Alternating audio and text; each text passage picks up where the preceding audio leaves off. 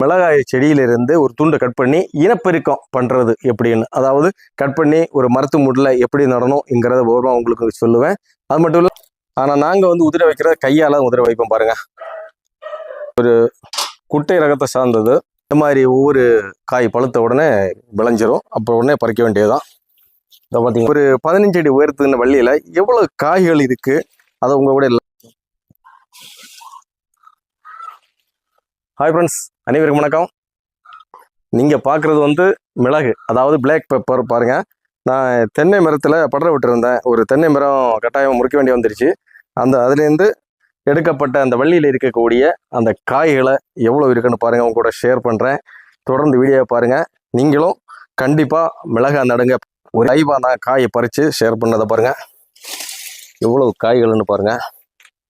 எல்லாம் விளைஞ்சி பழுத்துருச்சு பார்த்தீங்களா? இந்த பாருங்க, இந்த மாதிரி அதிகமாக பழுக்க விழக்கூடாது, ஏன்னா கிளிகள் பறிச்சுட்டு போயிடும், வேஸ்ட் ஆகிடும். ஓகே என்பது சொந்தங்களே, தொடர்ந்து வீடியோ பாருங்க.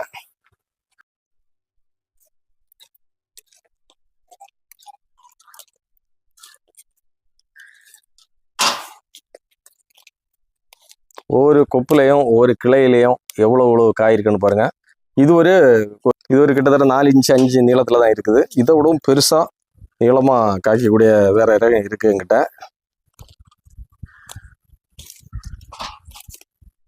இன்னொன்று சொல்றேன், இது இந்த வள்ளியெல்லாம் வேஸ்ட் பண்ண நினைக்காதீங்க. 100 செடிக்கு அதிகமாக வெட்டி நட்டு நான் இதை துண்டு பீஸ் ஆக்கி ஒரு கவரில் பண்ணி நட்டாச்சுன்னா இன்னொரு செடியாக முளைச்சிரும். அதை இன்னொரு தென்னை மூட்டிலையோ கமுகு மரத்து மூட்டிலையோ நடலாம். எந்த மரத்து மூட்டிலையோ வேணா நடலாம். அதை இன்னொரு வீடியோவில் உங்க கூட நான் ஷேர் பண்ணுவேன்.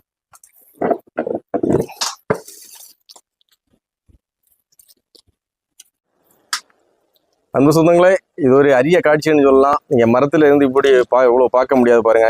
எவ்வளவு காய் ஒவ்வொரு கொப்புலையும் இருக்கு, நிறைஞ்சிருக்குன்னு பாருங்க. இதில் பாருங்க, இதை பார்த்தீங்களா? இந்த மாதிரி தான் மிளகாய் காய்க்கிறது. நீங்களும் கண்டிப்பாக ஒரு மிளகாய் செடி வாங்கி நட்டு பயன்பெறும் வகையில் தான் நான் இந்த வீடியோ உங்களுக்காக போடுறேன். ஒவ்வொரு கிளையிலையும் எவ்வளோ காய் இருக்குன்னு பாருங்க.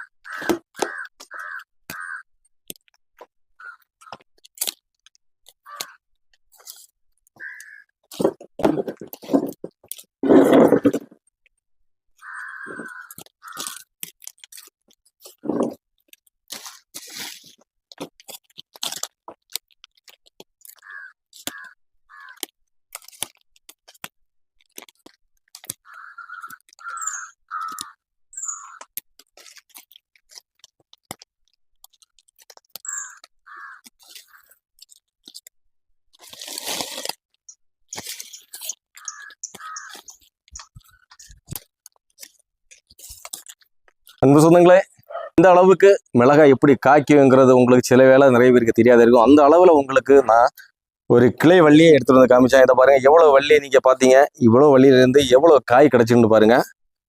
அந்த அளவுக்கு சில ஆண்டில் நல்லா நிறைய காய்க்கும். நீங்களும் கண்டிப்பாக இந்த மாதிரி மிளகு தை வாங்கி நடுங்க. ஓகே பாருங்க, இது இப்போ கிட்டத்தட்ட ஒரு 5 கிலோ உங்களுக்கு தெரியுது, 5 கிலோ குறையாம இருக்கும். இதை காய வச்சு இப்படியே விற்றாலும் வாங்குறாங்க.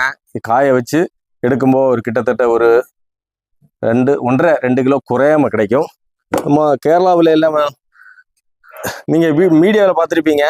இதை காய வச்சு எப்படின்னா காலால் மிதித்து உதிர வைக்கிறாங்க. ஆனால் நாங்கள் இந்த மாதிரி கையால் உதிர வைப்போம்.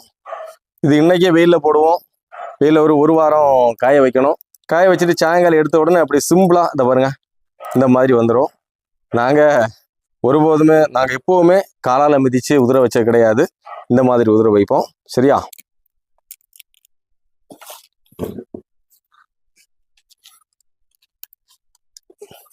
ஓகே அன்பு சொந்தங்களே, ஒரு 10 அடி நீளத்துக்கு ஒரு தென்னை மரத்தில் சுற்றி இருந்த அந்த வள்ளியை உங்கள் முன்னாடியே நான் கட் பண்ணி எடுத்துகிட்டு வந்து காய் பறித்து காமிச்சேன். லைவாக காய் பறிச்சு பார்த்தீங்க எவ்வளோ கிடைச்சுன்னு பார்த்தீங்க.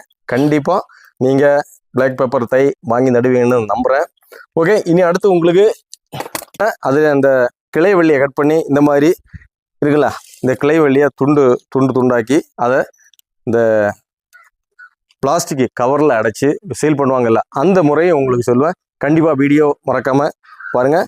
ஓகே, என்ன சொந்தங்களே, என்னோட தென்னை மரம் முறிக்கப்பட்டு அதுலேருந்து ஒரு 15 அடி நீளத்தில் உள்ள ஒரு கிளை வள்ளியிலேருந்து காயை அதை வீட்டில் கொண்டு வந்து காய் பறித்து உங்க கூட ஷேர் பண்ணேன். என்னோட இன்னொரு வீடியோவில் சந்திக்கும் வரைக்கும் அனைவருக்கும் நன்றியுடன் வணக்கம். மறக்காமல் நீங்களும் ஒரு மிளகா செடி வாங்கி எந்த மரத்தில் வேணால் நடுங்க. உங்கள் வீட்டில் எந்த மரமாக இருக்கட்டும், ஒரு என்ன சொல்கிறது, முருங்கை மரத்தில் நட்டால் கூட வளரும். நீங்கள் நட்டு சுவத்தில் உங்கள் காம்பவுண்ட் சுவத்தில் படர விட்டாவோட வளர்ந்து உங்களுக்கு பலன் தருங்கிறத உங்களுக்கு தெரிவிச்சுக்கிறேன். ஓகே, மீண்டும் இன்னொரு வீடியோவில் சந்திக்கும் வரைக்கும் அனைவருக்கும் நன்றியுடன் வணக்கம். பாய் பாய்.